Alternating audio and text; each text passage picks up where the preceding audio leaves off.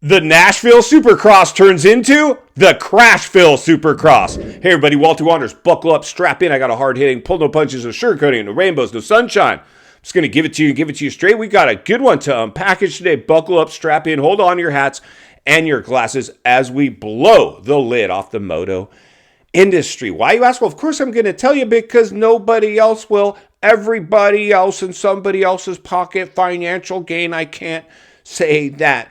You know what? This is getting insane. Somebody grow a sack. Please, today's video sponsored by ABC brake pads. No! Somebody stops trying to sell me something every time I turn around. Moto industry's in massive trouble, and it was more exposed this weekend in Nashville, in Music City. The field is evaporating, and guess what? Guess what, industry? You're in a little bit of hot water. Why, you ask? Well, of course I'm going to tell you again. And I know that a bunch of the industry watches this show because they look to me, somebody that's been in the industry for a long time, a grown-up, a businessman that knows exactly, he's got his thumb on the pulse of the industry and business. I'm blowing the lid off this stuff, friends. Buckle up and strap in.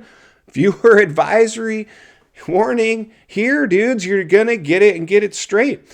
The industry got a big hit today. Why, you ask? Well, I'll tell you why. Because a couple of the biggest stars, I mean, we've evaporated the field. Craig out, Mookie out, Webb out, Barsha out. We just lost a couple more. Did you see the riders now? They're lapping up into, practically the top 5 now. People that were barely making mains are finishing around the top 10 now because the field has become so light. And here's the challenge, industry. I'm going to tell you, because you've treated the privateer unfairly. It's all about the stars of our sport. We all live in Jetson's world and now.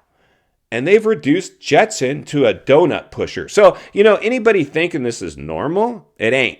It ain't. It ain't. It ain't. It ain't. It was really, I would say the highlight for me, because the race was pretty boring. I would say both classes were pretty boring. Sure, it had its moments, some big crashes. It was ugly to watch our good friend Cooper Webb, which was the industry's last chance, life support to try to deliver some excitement at the last round.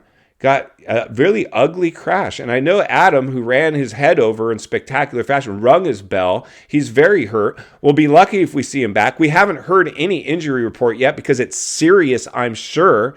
The dude's probably going through CAT scans and examining. He got his brain shooken in his skull. That's not a good thing for the body. So we got some big issues. So bigger issues for the industry because now it's Eli's. We saw him pack in and let Sexton go by him. And Sexton, if I was Honda, you're blowing it. Well, of course, because you're all about Jetson. But gosh, wouldn't you radio the mechanic, put on the board, let Tomac go back by. Race with Tomac. See, if I'm Sexton, I let Tomac go back by, and then I just dog him for the rest, and Tomac's going to try to let me go by, but I ain't. I'm going to brake. I don't even care if somebody tries to pass me. If somebody passes me, great. Then I take off and chase them in. Chase needed to put pressure on Eli. Not a cheap shot, not clean him out, but go ahead. We've seen it in the past back when the industry made sense. That's what you would see. That was a common move. We might see it after somebody in the industry watches this video. There's this guy on YouTube, Walty, and he guess he used to work in the industry.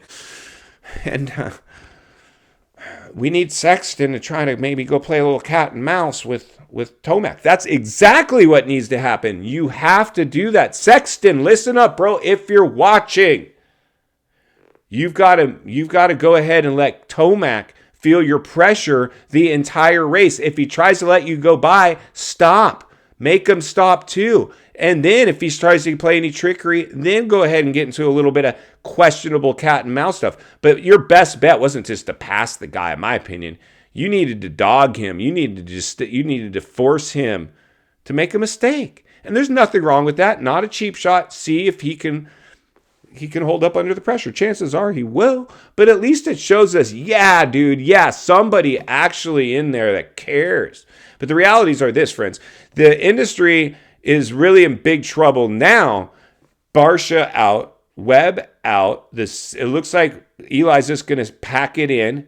And basically, if he needs to let people go by, do whatever he takes to just bring it home. In the past, I don't care. I think it was Ricky, Bubba, and McGrath.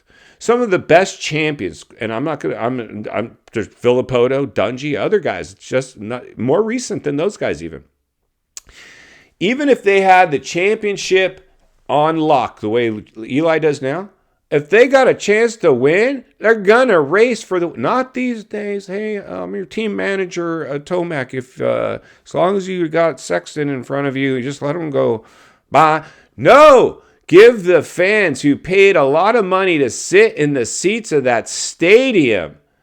They had to be falling asleep in there. Other than the fact that they saw some of their favorite stars get completely jacked up, which is probably no fun for most of them. Crashes. That's about all we can watch. Some crashes. That's about most of the excitement because the championship fight ain't a fight anymore. And who's going to be left healthy into the outdoors? They're going to have a limited field there. It might be Tomac running away from it again. If we're lucky, maybe Sexton somehow makes it interesting for half the season. And that's about it. I mean, this is now big problems for the industry. And like I was about to say, had they just taken care of the privateer, even the top-level privateer teams, maybe they would have had some more that they could pull from. Personally, the biggest story of the year for me is Firepower Honda coming out of nowhere with Marty as the manager, the heat race hero, and Anstey somehow being able to take a privateer bike and steal a win. You know how rare it is to see a privateer get on the podium, much less pull a holy, much less steal a win? It would be rad. It would be the best day in moto history for me to see a privateer win the championship. I don't think it's ever been done. Leave it in the description below if you know of a privateer that's ever won the championship in modern era or any era, really. I don't think it's ever happened.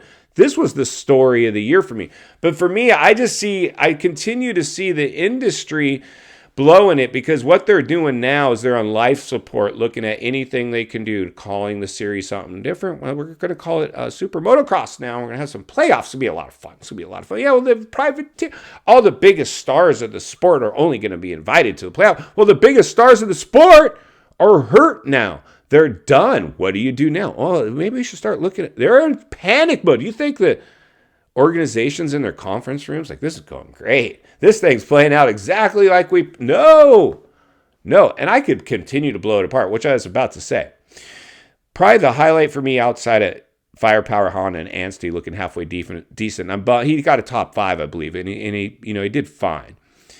And of course, I love Bubba in the booth. I'm feeling dangerous. Like, I think that's sweet. I don't really like the German chocolate. I think that's just call him Kickstart Kenny, Bubba. But the I'm feeling dangerous is funny.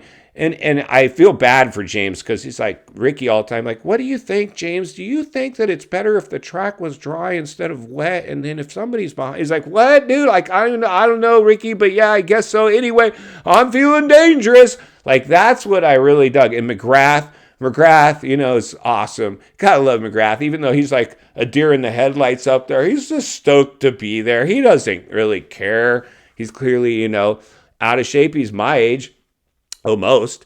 And, he's cool. He's comfortable where he's at. I was almost more enjoying the broadcast. And it was funny how they put our good friend Daniel, what's up, bro? Sorry, I hit on your mom, dude. He's back down on the track doing trackside if Bubba's going to be in the booth. And rightfully so. As much as we love Daniel Blair, we're stoked that he even made it to the booth. That's insane. That's like hitting the lottery, Daniel Blair. How'd you do it?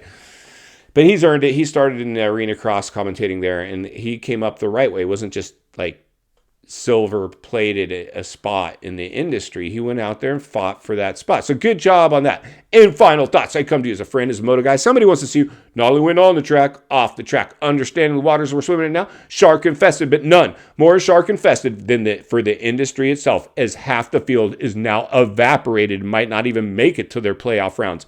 Outdoors is going to be thin. It's all on life support, and Walty's going to be here to blow the lid off it every step of the way, because it's not only what we need, it's in fact what we deserve. If you appreciate the content, I want to humbly ask you to give the video a like, subscribe to the channel, leave a comment below. I'd love to hear from you. Social media links in the description of this video if you'd like to contact me there. And if you enjoyed this video, I know you're going to love the next video on your screen. As always, thank you for your time. Don't go over the bars today. I'll see you on the next video.